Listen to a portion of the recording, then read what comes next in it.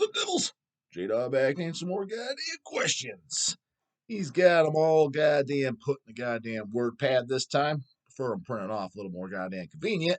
But nonetheless, he's got a bag of them. He's got 2 paid Scroony questions. Top of the line, of course, goddamn. We've already been over that. Then we got an order question.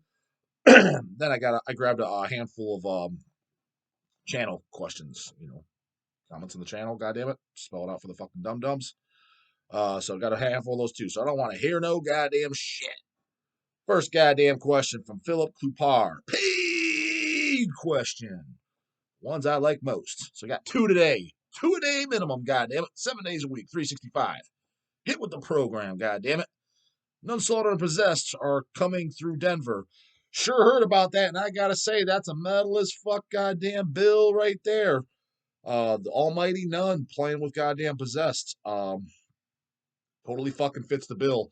There's not going to be a single goddamn fucking Twink Chapel, motionless in white, Chelsea's grin fucking fan around at that. That is metal to the goddamn bone. No flat brims there. I mean, granted, there'll be some fucking box of chocolate boy that doesn't know any goddamn better. It's where it's look over, fuck's this guy doing here? There's that at every goddamn show. But Nunslaughter's 80s fucking goddamn death metal. First generation death metal. I don't know what people got to get it spelled to their mind. Now, granted, they didn't put their first album out until 1999. Demo was 87. Big D was pretty much fucking dicking around big time, in my goddamn opinion. But nonetheless, he had the goddamn 3 demos out in the 80s. Well, yeah, Rotting Christ, 89. Well, 2 demos out in the 80s. Ritual Darkness and Rotting Christ. But that's what it is. It's Nunslaughter is first generation goddamn death metal.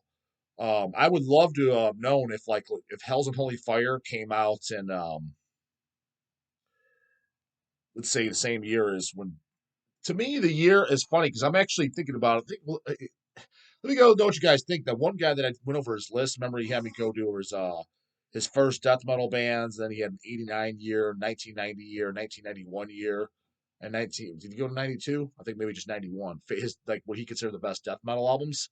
I'm thinking about doing that myself. 89, 90, and 91, and maybe even 92. What I consider the top death metal albums. I'm thinking about doing that. So like a video for each.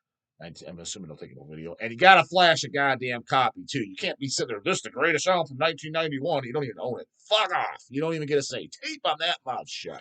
You only get to have an opinion and making a video and somewhat come off as, lack of better words, an authority or a source of information. Because the way I look at sometimes these videos, too, J-Dawg puts up a fucking video, greatest death metal albums from 1991, and somebody's looking to get educated on this topic and get into it, and they search, oh great, death metal albums, and that pops up. Let's say they're totally new to the goddamn fucking genre, trying to get into it, try to get educated. 16 years old, and they're legitimately excited but want to be educated. It better be by somebody that knows what the fuck they're talking about, and somebody that owns it and that's goddamn passionate about it. Not some fucking jackass that just Googled it, because as far as I'm concerned, that 16-year-old could have just done that. So if you're going to be putting up a video, again, that even if you're not calling yourself a sense of authority, it's being looked at that. I've explained that. For example, if I'm searching anything on if it was how to do anything, how to fix a lawnmower, how to fix a car, anything health related or stock tip related, if that's what they do, their channel's about, I figure, oh, this guy is somewhat of an educated authority of the topic. That's what I assume. But when it comes to metal, it's goddamn disgusting. That's what I bitch about some of the channels and shit. I'm like, who's this guy to get a fucking say? Give me a motherfucking break. And especially if you're going to be doing tops, you better own something. CD, tape, or cassette. A digital download does not fucking count. If you're a broke or you can't store it or you don't want to store a bunch of shit in digital downloads, you can do them. That's fine. But on your favorite albums, you should at least own a physical on that. I understand you don't have to own fucking everything. Digital's fine and just stream it or whatever. I get that. But your favorites, you're putting as a top, you don't want to own anything of it. Not even a picture disc for the wall. Makes no goddamn sense to me. Tape on that mouth shut. You're not fucking that goddamn passionate. But anyways, having said that, I'll probably start at 89. And because to me, that's kind of where death metal albums really started. This is when you could kind of make a year. Any year before that, it's there's not much to talk about. 85, you basically have Possess 7 Churches. What other death metal album came out in 85? Master unreleased album. But again, that was an unreleased album. That wasn't released till years later. You got 86, Abomination. So those years, there's not that much. And then when you get to 88, you got stuff like Carcass, Recapitulaction, but I don't even consider that death metal at all. I consider that literally a gore grind record. I do not consider that a death metal at all. So it's like, it's slim pickings. It is, albums didn't really start coming out that are death metal albums until like 1989. And even then, there's not a fucking ton when you do the math. You add them all up, ones you like and you don't like. How many death metal albums? I'm not talking demos and recordings, albums, studio albums. There's not a fucking shitload. That's for goddamn sure. So, but anyways, I'm thinking about starting. I am curious where Nunslaughter would be if because that's what should have happened and when it would. And I understand, just time and members and things like that. If Hell's and Holy Fire, if that album came out in 1989, that would have been. I'd be very curious as to where they are fucking now, because half the reason why half these idiots in the goddamn scene like what they like or praise what they like is just because they feel they have to. That's just fucking fact. I've been over that with the goddamn Hellhammer / Apocalyptic Rage argument. If you're a flip flop them in history, people will be praising Apocalyptic Rage over Hellhammer, 100%. It's not because they like Hellhammer's music more. It's because that's what you're supposed to like. Now, granted, the older guys, chill out, fucking geezers that are watching this. This guy's a fucking idiot. Hellhammer's way better than Apocalyptic Rage. Yes, I know you truly think that and feel that, but that's, you get that say because you were there when it came out. You were listening to it 20 years, 25 years before goddamn Apocalyptic Rage even existed. That makes sense. I'm talking about somebody my age or especially younger. It's like you heard them within a few years apart. Cut the fucking shit. You're only loving one more because you feel you have to.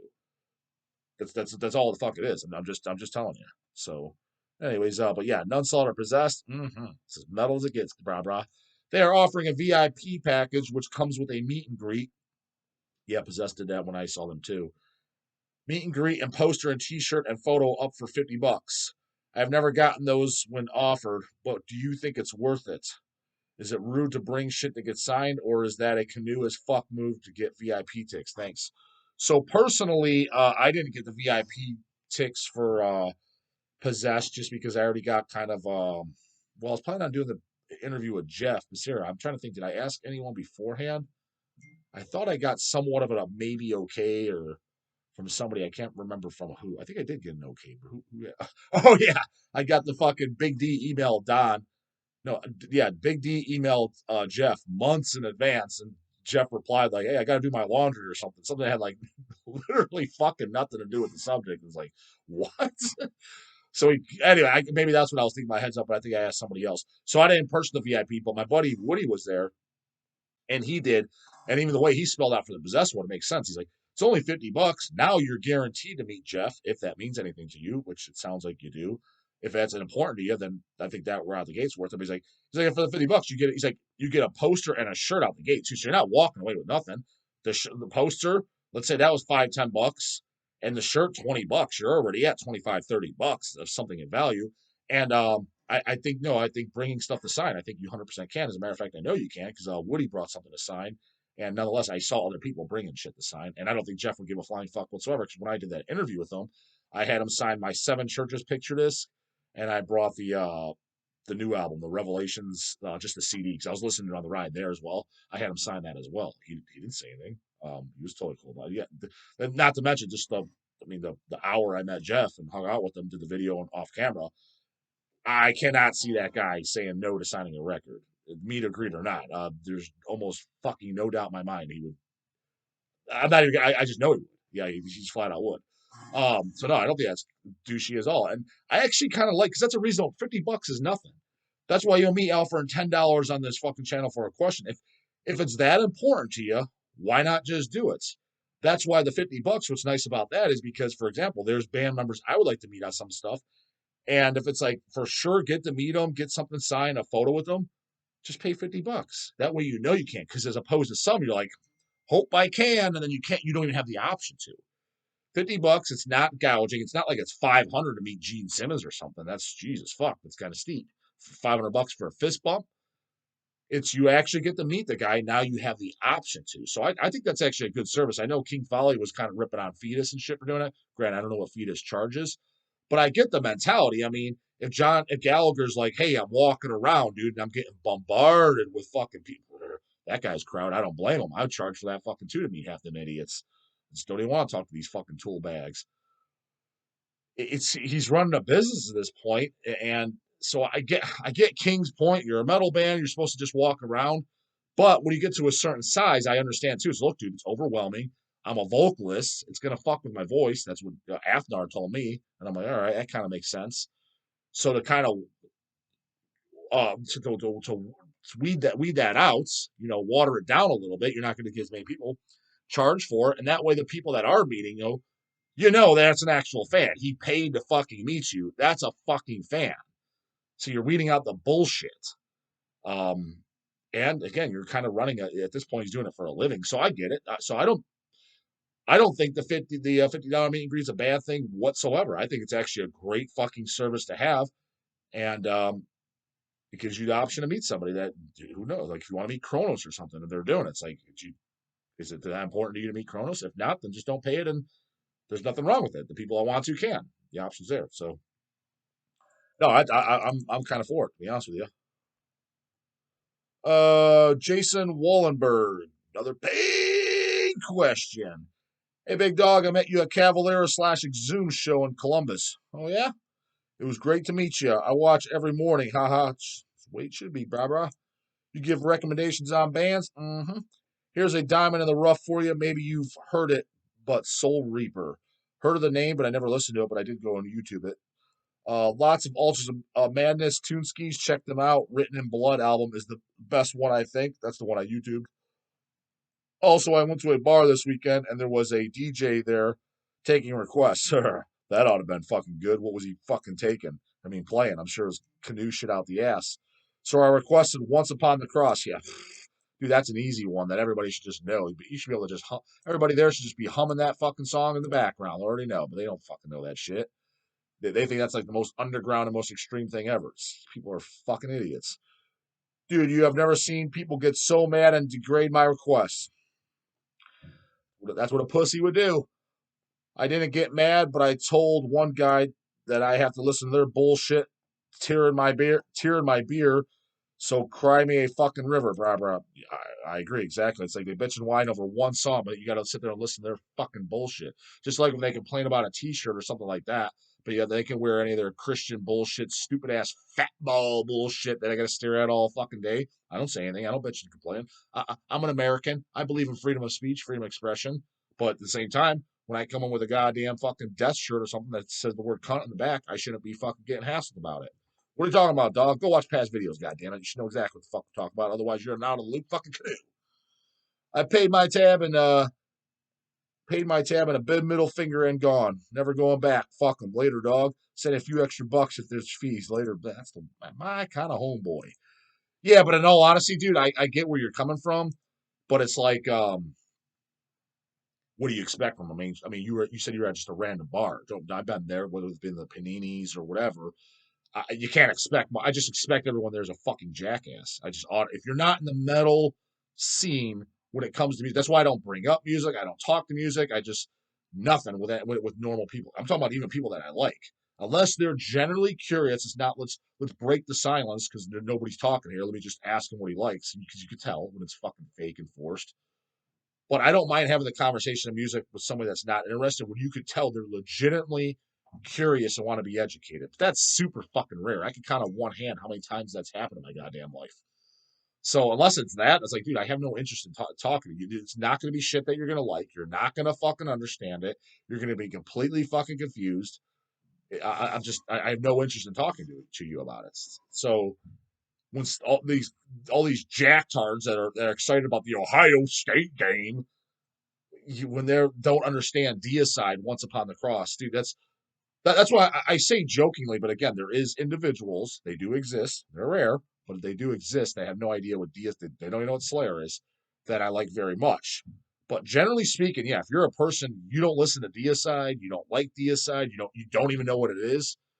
Chances are, dude, we're not going to jive very well. Because to me, that's just fucking stupid.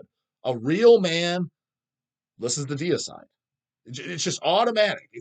To me, saying you don't like goddamn Deicide, I don't like Cannibal, you don't like the almighty Pauls, fucking goddamn for repulsion. Got the Tish, now we got the Pauls, goddamn it. You don't like the Pauls? To me, that's the equivalent of a fucking dude telling me I don't like blowjobs. And I'm not talking about from dudes either. Fucking, I expect you not to like it from a dude. Talking fucking blowjobs from hot chicks. I don't dig that. I don't like pizza. I don't just don't like it. That's the equivalent of stupid shit like that. That's just what I hear. When someone tells me they don't like fucking stuff like Deicide and CC and the Pauls, that's what I hear. I don't like blowjobs.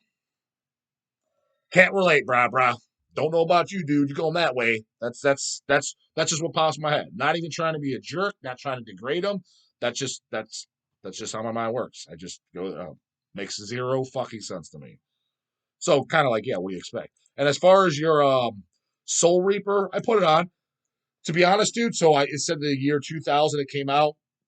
I would have been 15 years old. I was picking up records hand over fucking fist at that time in that exact same genre. Um, it kind of reminded me of the not musically, but just the name and everything. I was thinking of the band Soul Burn. Was it Feeding on Angels or whatever that album is? I think. Again, I thought that was an okay album. If I heard it at 15 and I bought it in 2000, which is one I overlooked because I bought many albums in 2000 when they came out in 2000, very many. That was prime dog buying years right there. 2000, 2001, 2000. I would say 2000, 2001, 2002, and 2003. I would say those are my prime years of buying the most metal. Um, I probably would have. I probably would have liked it much more. I put it on now. It's like, oh, this again.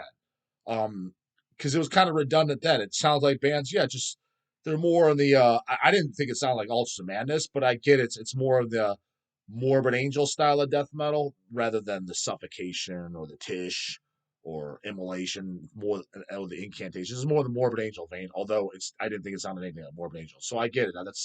But there was tons of bands that did that. That was being so fucking done, right? The others were too. Whereas like by 2000, whether it been Flesh Ties, Diabolic, and Holy Ghost, the Christians, then you had bands like Soulburn. You had just band after band after band after band after band just putting out. It's just like again the West Way I think because it didn't suck. It's a good background listen. But if I heard it back then, there's a possibility I'd be like I would have loved it as much as I liked the Diabolic because like for a band like Diabolic, I think it's fucking great. But again, are they as great as I think they are, or am I so fucking biased and my mind just heard it so young? It's possible. But when I put it on to date, it holds up. But again, it's because I know the songs. When I first saw them, the only things that existed when I first saw Diabolic was the City of the Dead demo. I bought that there. There's a CD, and then the Supreme Evil album. Though that was all those out was those two. So they had only had one full length out. And I bought both of those at the show. I think that was the one with Hate Eternal and Morbid Angel, or I might have seen them before then. Then I saw them a bunch of times after that too, as the other albums came out, Subterranean Magnitude, etc. Um, but the first time I saw them, yeah, it was just Supreme Evil was the only record that was out, and I'm pretty sure the first time was Hate Eternal and Morbid Angel. So I remember I seen they eventually played with Cannibal as well, but the dates are fuzzy. I can't remember.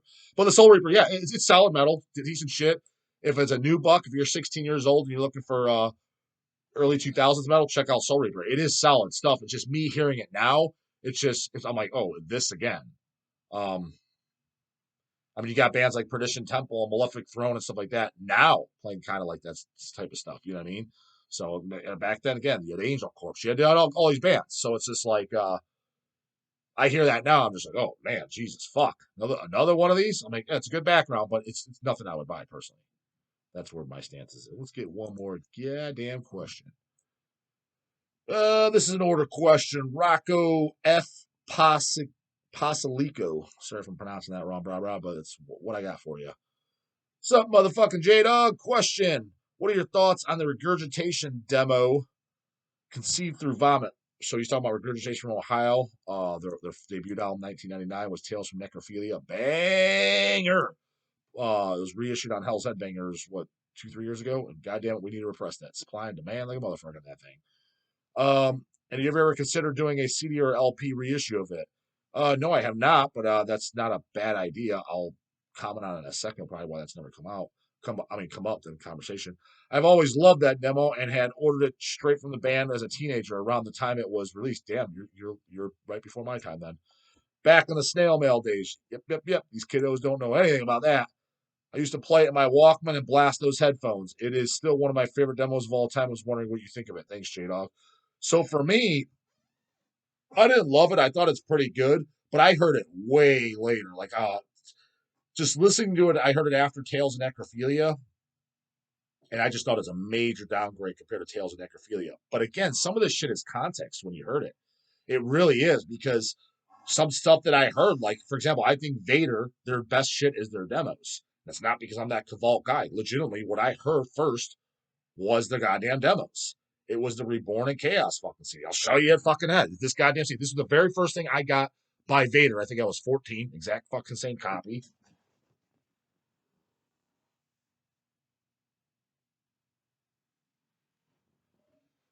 Yeah, this is the CD. This is the first thing I heard by Vader.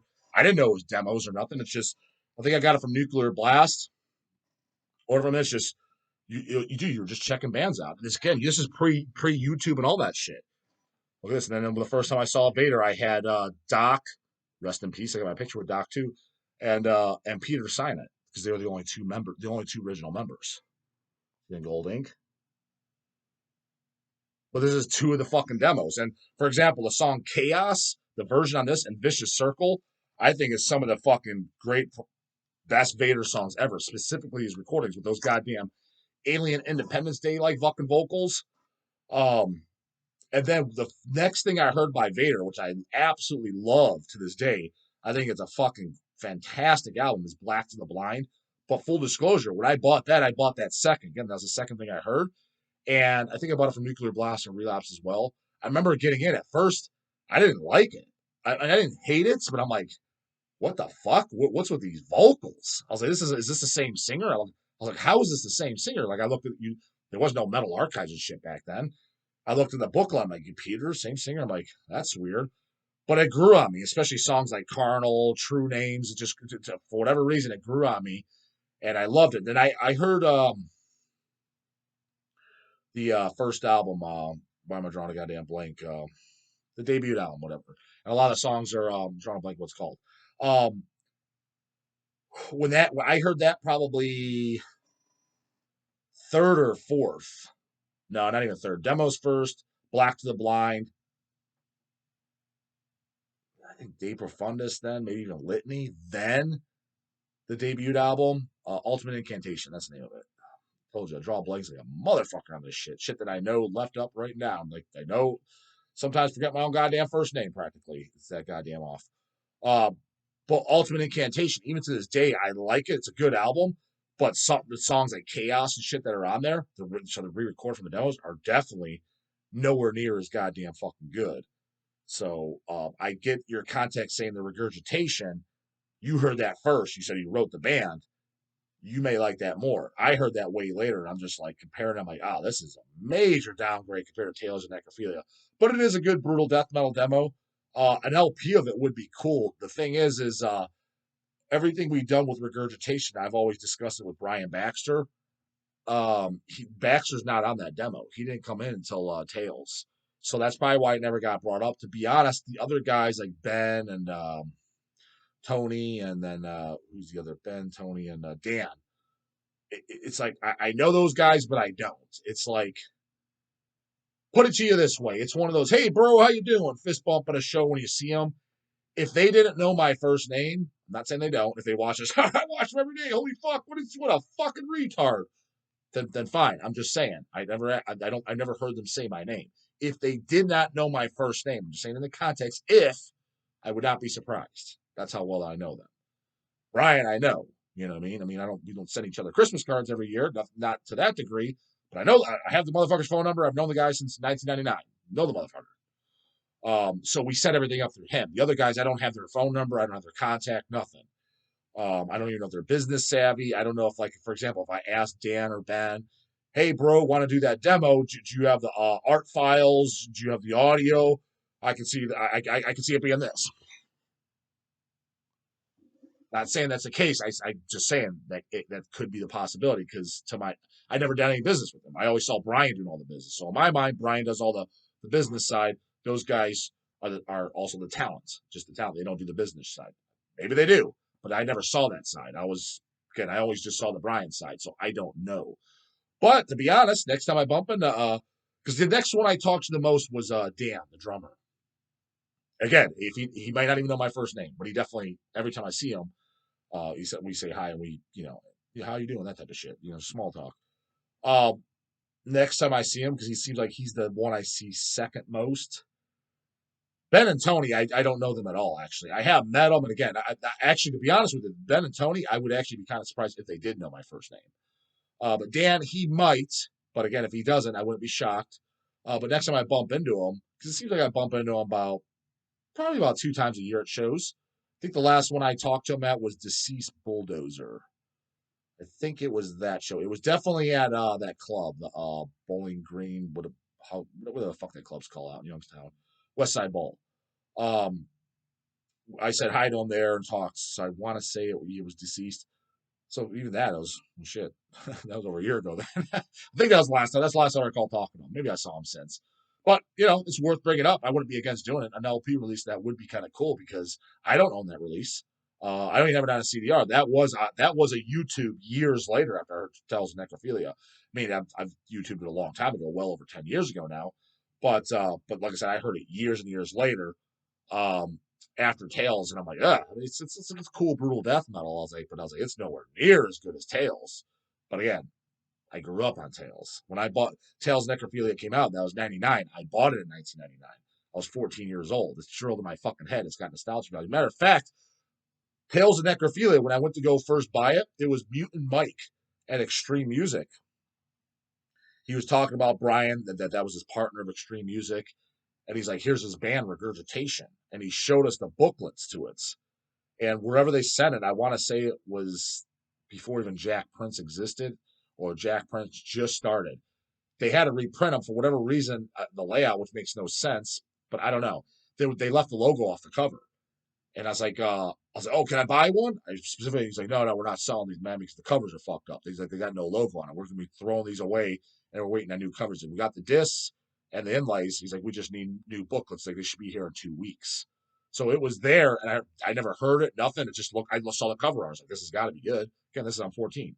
So that's how I first heard about Regurgitation. And then, probably it was well out then, probably about another 4, 6, 8 weeks, whenever the next show was that was close to Extreme Music Shop.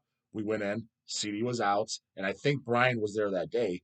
That's when I bought it. And I remember taking it home. And I especially remember listening to it in my CD Walkman a lot back then, whether it been on the bus, etc. And I fucking loved it. I loved everything from the artwork to the inside artwork underneath the tray to the artwork behind all the lyrics and then I remember trying to follow the lyrics and I really enjoyed it. Like you can barely understand the words, but you got to pay really close attention. You kind of pick it out.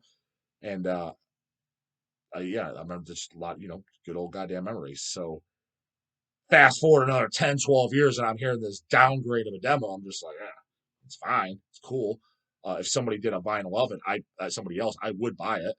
Um, Kind of like a collection completer, but I by no means thought it was as good as fucking Tales. That's my goddamn personal opinion. Comes with Surge, nothing I can do. But the God's Podcast for the morning later, goddamn it.